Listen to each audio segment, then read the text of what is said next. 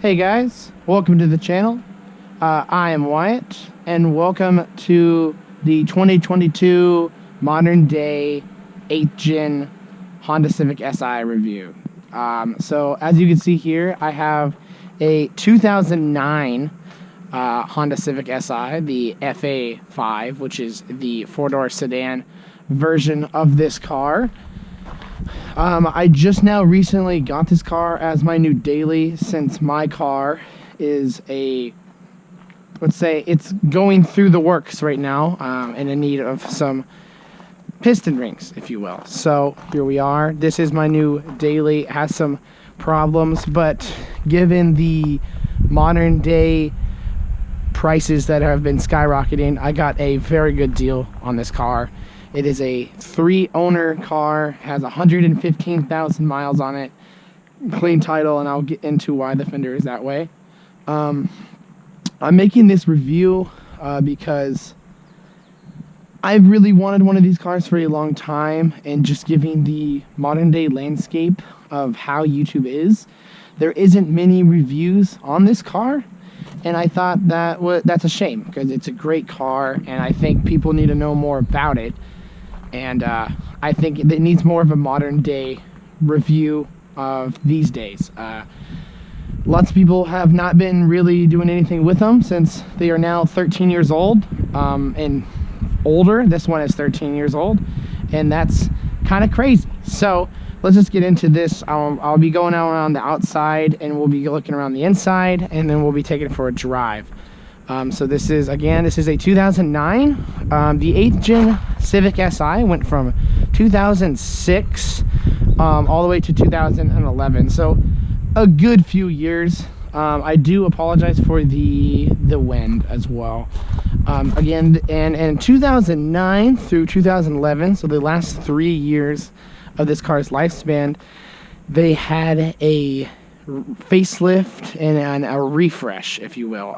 The 2006 through 2008 had lots of transmission issues and just some tweaks that they needed to work out. The slave cylinder had some delay valves in it. The ECU had a lot of rev hang, which is still in this, and I'll get into that in the driving section. But mainly the synchros.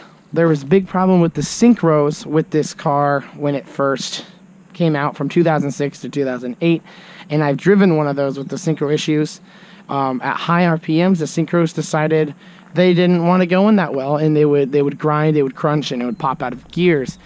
If you took care of the car and you did its due diligence, and you maybe added some aftermarket parts from, let's say, Hybrid Racing or so, you could prevent that. But OEM, if the past owners didn't take care of it or such, or maybe you just got bad luck, you'd have those problems.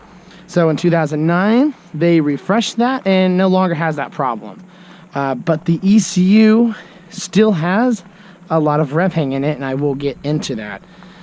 So I got lucky. I got the Nighthawk Black that I wanted. I got the 4-door, and I got the facelift version, and it has 115,000 miles on it. And this car for the review is a completely stock version, other than this very gross Amazon wing that I did not put on, and these weather visors that, again, I did not put on. Those are okay, but this wing is disgraceful. But I like it better than with no wing at all.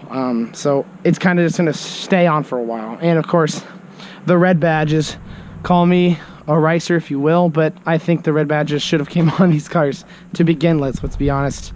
I'm pretty sure the first owner kept this thing in one of those like Costco coverings, and I'm pretty sure the right side of this car is what got exposed to the sun more or less all the time, because this is where a few dings are at. This is where the clear coat has decided to fade. If you guys don't know these cars very well, basically all 8th gens, but mainly the sedans, had big quality problem with their clear coat and paint specifically, and there was tons of recalls, but obviously this one was not brought in, so there is that. The left side excuse me, the fender and the bumper here little banged up from the first owner. He was an older gentleman, and he ended up backing into it with his own pickup truck. And so no frame damage or anything. I had the original fender. It was just a little crinkled, and he just slapped this one on. So I'm gonna get that painted. It needs some little TLC. The windshield is cracked as well. That scared me. The windshield is cracked as well, but it needs some TLC, but mechanically it is fantastic. And over here on the left side, it's pretty great. Tires are great. These are obviously equipped with 4-disc brakes all around. It is a 5 lug as well. Very, very nice. So let's get under the hood here.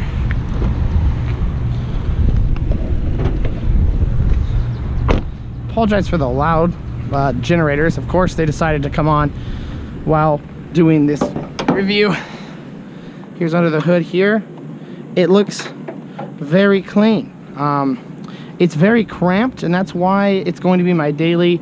It's kind of frustrating. If you guys do see, the engine sits pretty far back, and the cowl actually sits pretty far forward. So if you want to do work, you have to take this off, which is a big pain. The ECU is also shoved up here, right here, instead of in the back in the fuse box, main fuse box here. Everything's stocked in here. If you guys do know Honda Motors, this is a K20 Z3 that came in all the 8th gen SIs on the US market. It is a very nice motor. It makes 197 horsepower to the crank, and I think like 137 foot-pounds of torque. Makes all this power up high. It redlines around 8 to 8,200 RPM. VTEC engagement is at 6,000. And this does come equipped with iVTEC, which is very nice. There's multiple types of iVTEC. Thankfully, you know, what came on the SIs and the performance variants of these cars was the good iVTEC. It changed your cam angle positioning, it changed your timing, and it obviously activated that 3rd lobe on the camshafts. So very good VTEC. You could feel the pull. You could feel it pull a lot harder hidden into VTEC. It's very nice. I've had a lot of experience with VTEC motors. I've had the D16 Z6, the D series. I've had B series. I've driven H series, and I've driven the F22 out of the S2000. Which I do gotta say, if you've never driven a K, is the most familiar. If you've driven the F series, it feels, you could feel the similarities here, just a lot more I can't say that word, just more advanced. That's the word I'm trying to find here. Very clean under here. I mean, it's just a stock engine bay that's very tight. Good, have fun working on it under here.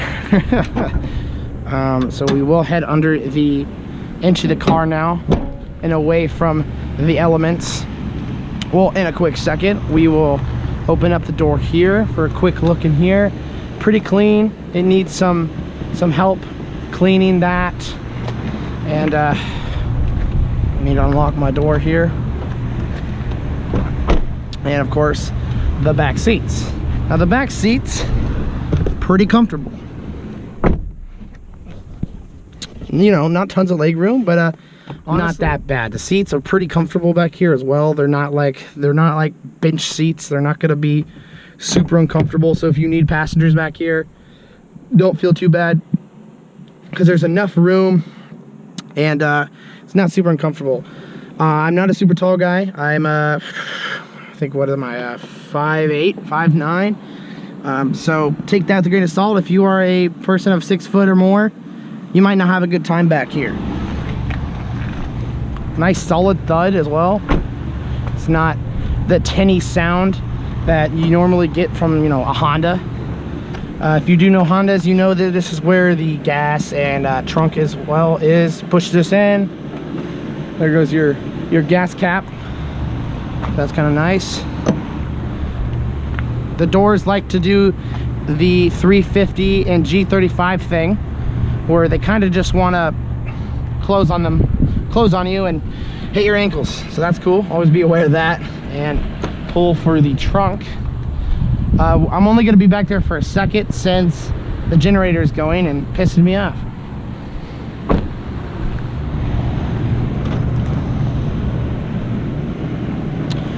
Large trunk, and you can pull the seats down.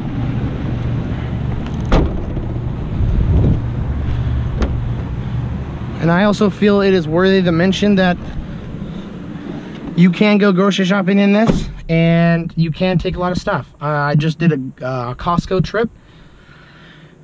Big bags of dog food, big bags of cat food, you know, big things of toilet paper, soda, all that stuff. It all fit in the trunk, and I didn't even need to put the seats down, which they do, as I showed you, if you need them to. And I also had a passenger.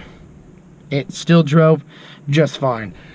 Again, it's an inline 4, so, you know, you did feel a little more, but you could do it. If you know Hondas, like D-Series, that's, you're pushing the limits a little bit. I'm going to start this car up, just to get some airflow in here. Nah, that's okay.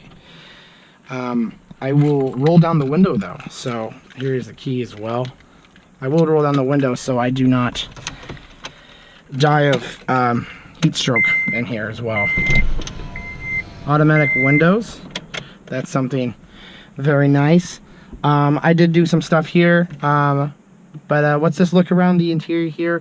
We got ourselves the 2-tier dash system that I very much enjoy. It will show your speed up top, your fuel, and your heat. Very nice. There's also shift lights, and that's where your blinkers or turn signals are located. And then you got your big tack down here that revs all the way to 9,000 that you shouldn't go to unless you're tuned. But then you got your warning lights on the sides and your lights, and your odometer is down there as well. Your trip reset is over here. I like the design a lot. I feel like it's aged relatively well for being 13 years old. Lots of very edgy things like the 10th gen Civic Si's. I'm very worried about how they're going to age since they're very edgy and very pointy, and I just don't think they could age very well. Lots of the lines in here are very fluid and very smooth, and I think it aged very well. This 2-tier design looks very nice, and I think the biggest thing that really ages this car is the steering wheel here that I still quite enjoy. It just looks old. And the radio, obviously. I mean, this is before Bluetooth like was a big thing in cars, so you could tell it's old. You know, you got the CD and the radio, and that's it. So I had to get a little Bluetooth transmitter until I can get a stereo here, because again, it's stock in here, you know. But I very much like it in here. It's aged real well. You could tell it's more modernized. It's a lot quieter in here, which was so weird. It's a lot more sturdy. The materials are a lot better. I'm not saying they're great, because it was still a Honda car from 2009, but they're a lot better. And if you're coming from my background with just 90s cars, you may not know all this crazy technology. It's not here. You got traction control. There you go.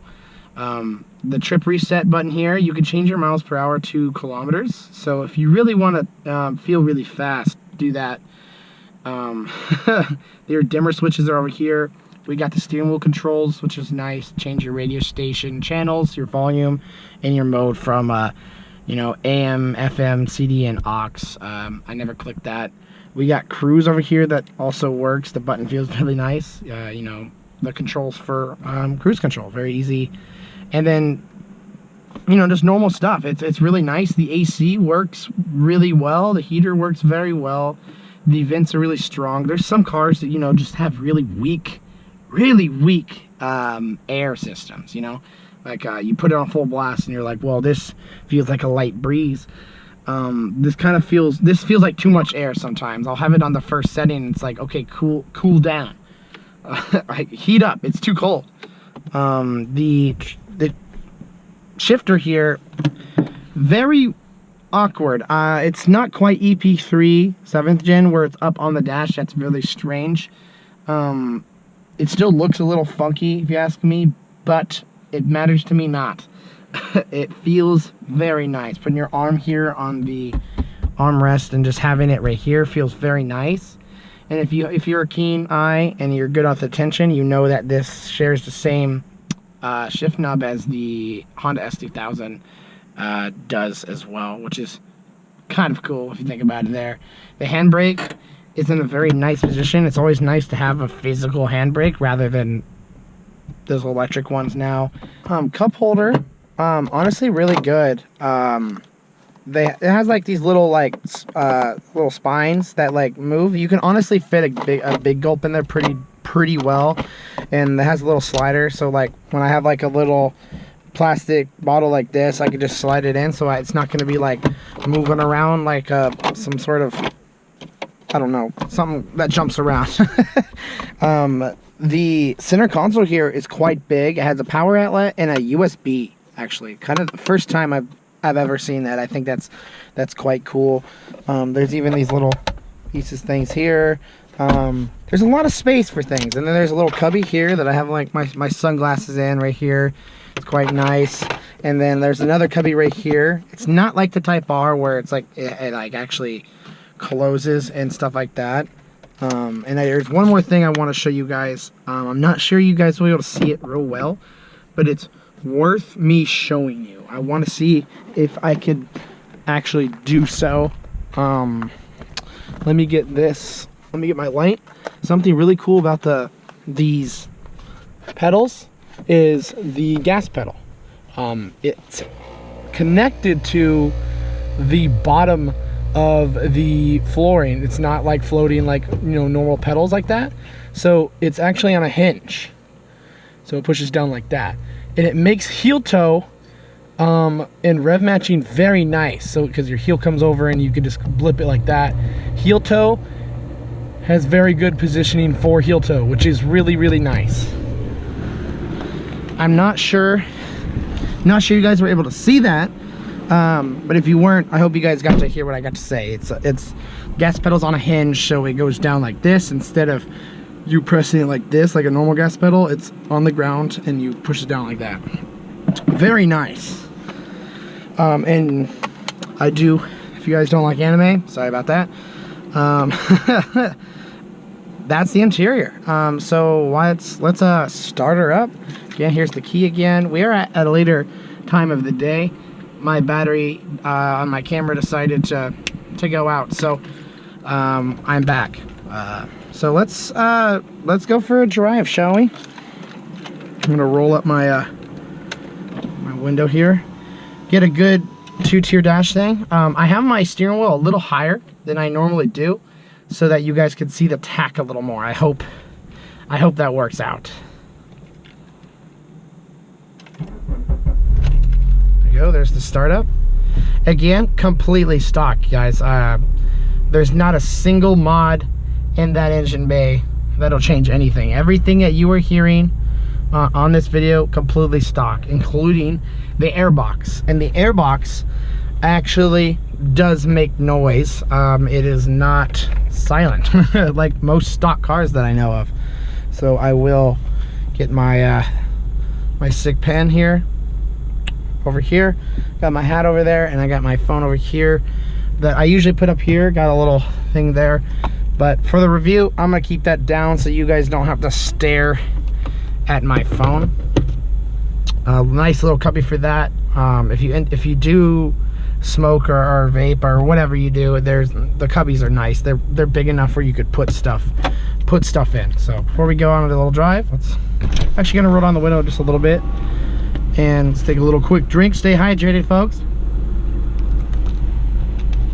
It's the middle of May right now, so the weather is beautiful. Let's get in for a spin. By the way, 6 gears. It is a 6-speed transmission with an LSD. The reverse is all the way over and down, just like a 5-speed would be. It's just over one more, since there's a sixth gear there. And it'd be nice to put the brake down. I won't keep this window down. I just went out for a sec.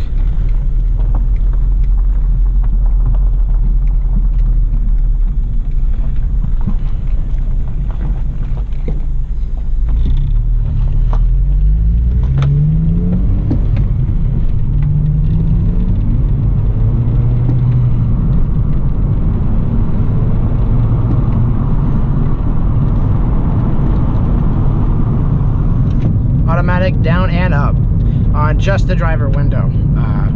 Kind of a normal thing, I think.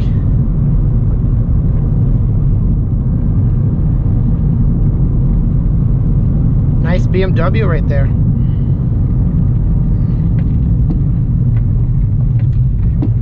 Like I said, very nice for heel toe.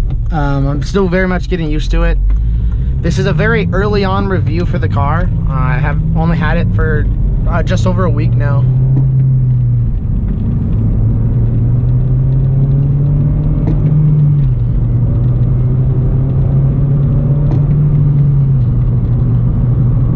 And 6 gears. We're going about 60 right now. Not sure you can see it. I do want to say something that I never really thought of. The 2-tier dash thing, great. I'm not sure if you guys will be able to see the electronics. I know many like electronic displays on camera flicker, and they do all that stuff. So I'm not sure you guys can see it, but it's almost like a head-up display, as you guys can see. It's super nice. I barely have to look down to see the speed, and in fact, sometimes I don't even have to look down. If I'm just looking straight, I can see in my peripheral vision, like, hey, I'm going, you know, what speed I'm going at, right? But one downside to that is if there's a cop next to you, and you're going, you know, over the speed limit, he wants to see what speed you're going. All he has to do is look in your window, and he can see exactly what speed you're going, since it's at his level. So that's a con I never expected until it physically happened. So I hope you guys can't see the tach. We're sitting around 3,500 RPM right now, and I will shut up at certain times so you can hear the car for what sounds it does make. It doesn't make much. And we will hit VTEC as well, which again is at 7,000. I've not hit it yet. Hello, this is Editing Wyatt. I'm stupid. 6,000 is the right RPM, and I have hit it, just not in this drive. The suspension feels pretty good. Mind you, I'm not sure if you're similar to me. I've been a Honda person since I was like 11 years old. My first car when I was 15 was a Honda. I've only basically had Civics. I've had Integras, and I've had a Miata. But basically around, you know, lowered cars. So I don't know how this audience is watching this video and like what cars that you are used to and what this comfort level will be. But for me, coming from 90s cars, tuner cars, stuff like that, it's just like, it's so quiet in here. And the suspension is really quite nice. It's something to behold of, to be honest. All my cars I've ever owned have been on coilovers, and you know, I drive many cars that have stock suspension, and this SI suspension is definitely stiffer, you know, but it's not harsh. It's not coilover harsh. It's stiffer, and so you're not going to be like feeling like you're rolling over and going into corners, because, you know, this car is made to feel great in corners.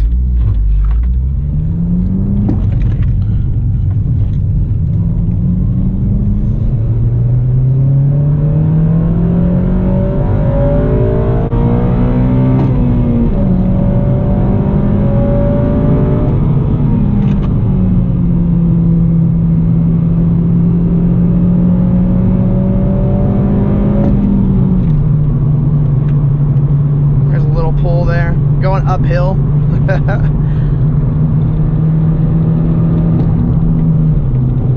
Feels very nice. You get the little red. You get the little red light, and on camera, it's a weird sensation. Camera never gets Hondas ever to look fast, and you know, they're not fast. They're quick. You know what I mean? Especially, you know, this is a K20 2-liter K20 that revs pretty high.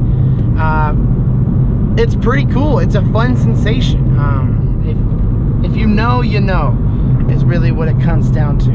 Cameras can never get it because it's like there's not a lot of torque. There's no torque. It has 130 foot-pounds of torque. It's no torque monster in any stretch of the imagination. But that VTEC crossover is a super fun sensation. It's super fun, and it's unmatched, to be honest with you.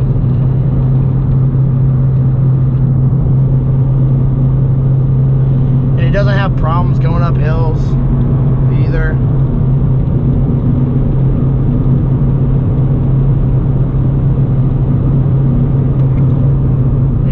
Stayed at the steady speed the whole time. You know, it does very good. It's a very nice driver car. Around the city, it's not like you could short shift it super bad. I like to shift around 3,500 RPM just because, you know, it doesn't have that much torque. So it's a motor you really got to work for it, but it's not pitiful, you know. Again, I've come from Hondas my whole life, and D-Series single cams is what I've been around for a long time. And, you know, you really have to beat the shit out of those to get anywhere, really. And this is a different experience for sure. It's a lot more modern, and you can feel it for sure. And going back to the suspension, it's very, very nice. It's stiffer, but there's still quite a bit of roll, you know. If you're looking to get this car to mod, for sure, get some coils, or if you're just getting it because you want to know how this car performs in its stock form, it does very well. And that LSD really, it does the work. You really do feel it.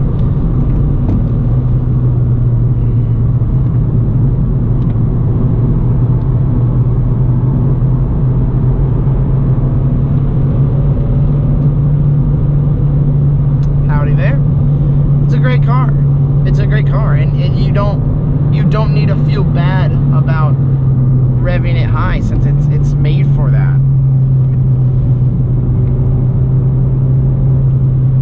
And I will show you the rev hang.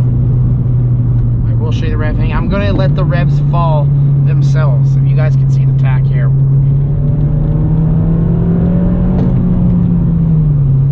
There it is. Ready? We'll do it again. Takes a long while. Like I said, the synchro issue was the problem in the first gen, like the pre-facelift. So they had a delay valve in the slave cylinder, and they also had it tuned in the ECU to have rev hang, so that it would discourage people like me and probably like you watching this just start banging the gears, so that the synchro issues wouldn't rear its ugly head. But you know, it's a Civic Si that revs at 8,000 RPM. People are gonna slam the gears, and that's what people did. And so it really just was a detriment to the car, having that major rev hang. But if you get a tuning software like K-Tuner or Honda that I will hopefully be getting for this thing, you could tune majority of that out. I'm pretty sure there's some of the rev hang is from the flywheel, but the flywheel isn't necessarily that heavy.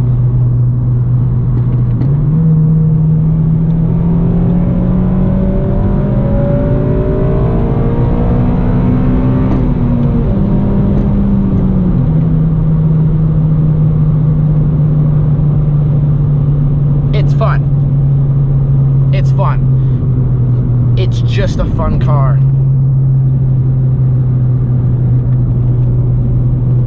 Kind of just does what you want. It's like, I want to turn this corner sharp and quickly. It's like, okay, let's do it. You know, I want to do a pull. All right, let's do that. I want a heel toe. All right, let's do it. I want to launch from the stoplight. All right, let's do it. It almost just wants to do everything you throw at it, and it's completely stock. You know, this is such a good starting point for things, man. Like, this is a good car. This is a fun car. And let's talk about the K20 a little bit.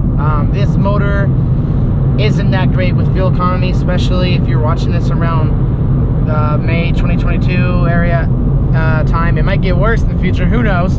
This might be obsolete in a year because we don't have gas cars. You know, we use premium in this car for, I never want to use regular gas anyway, but for a car that revs as high, I don't want any opportunity to have something go wrong. So I run premium, and this car gets 20 city and 29 highway.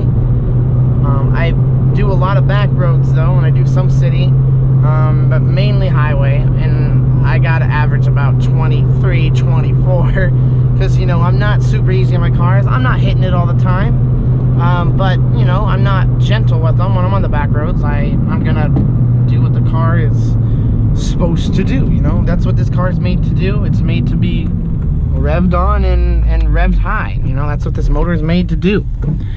So let's talk about the motor more. It is the K20 Z3, which means it is the 2-liter K series. It has a square block design, 86 millimeters diameter and 86 on the stroke. Again, 130 foot-pounds of torque. Nothing to write home about there.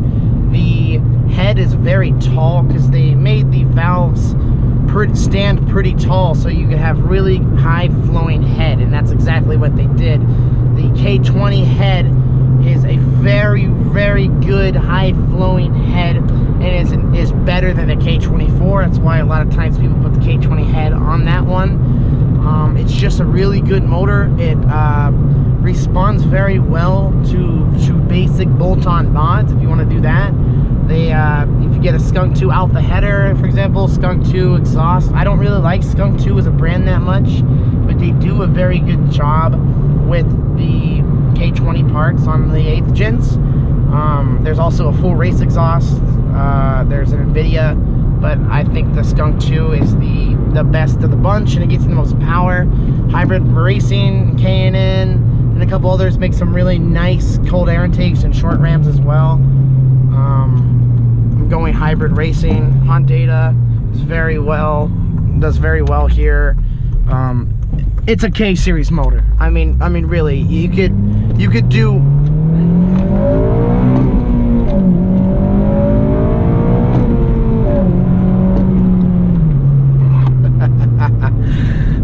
that's so fun. That's so fun. That's it. You don't have to watch the rest of the review. That's so fun. It's a K series motor. You could do whatever the hell you want, you know? If you want to keep it stock, do it. It's fun. This is fun. If you want to put some basic bolt-ons and make 215 to 230, depending on how good your tuner is, to the wheel, go ahead. If you want to completely go bonkers with it and make power to the stratosphere to 4 digits, do it. You could do it. It's a K series. It's the sky. Your budget is your limit. I mean, to be honest, because K series is expensive. You know what I mean? So it's a great car. Super great platform. It competes very well with fun. It's just so good. Is it fast? No.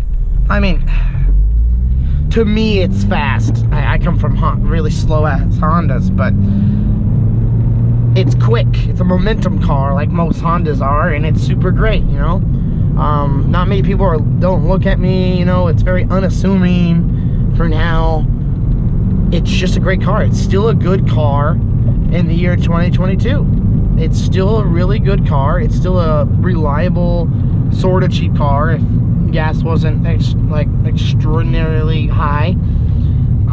It's a great car. Heel toe is very easy. It's a very happy motor to rev.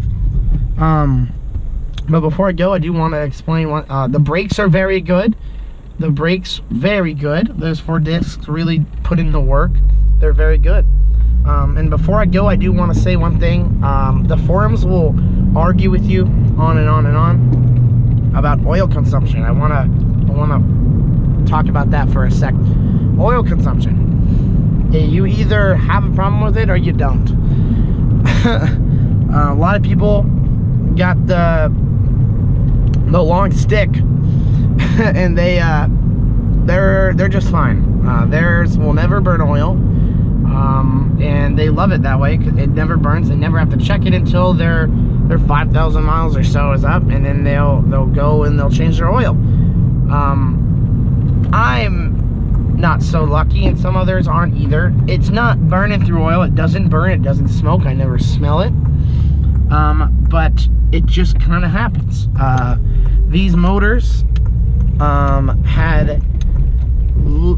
they made the piston heads out of a certain material. The crank connecting rods and all that stuff is forged, but the piston heads are not. And in fact, they are made of a certain material, and the rings are as well, to where, let's put on the AC here. They're low friction pistons. So at high RPM, you know, you're not wearing anything out. It's very low friction, causes barely any stress on the motor, which is a great idea. But because of that low friction, those low friction pistons, it burns more than a conventional motor, or one that doesn't rev quite as high. You know, if you're revving, no matter what happens, if you're revving a motor super high, you're going to be using more oil, because that's kind of how engines work. So just do be aware of that. Do be aware of that. If you have this motor, you could get lucky and not have any oil consumption, but you just might have the ones that are a little thirsty. As long as you're not smoking like crazy, and you're not if the oil tips, I mean, if we went for this drive and it was halfway down, there'd be a problem, but that's not the case. Just be aware, especially if it's your first Honda. Hondas are just oil thirsty. It's just the way that they're made. It's the way that they are. So I really hope you guys enjoyed this this 8th gen review. Stay tuned if you want to see what she becomes. She's still going to be the daily, so it's not like I'm going to be going bonkers with her. But I do want to do basic bolt-ons, some suspension, some wheels, just make her my own. And maybe we could do a review of my my EG. I got a GSR swapped, so B18C1 GSR swap full bolt-on EJ1, the EG Coupe. If you want to see a review of that, absolutely. Hope you guys enjoy the review, and I hope I convinced some of you to possibly buy one before they're extinct or insanely ridiculously priced. So hope you guys enjoyed this. This dude is looking at me like I'm crazy, which that's true. So take it easy, guys. I'll see you later.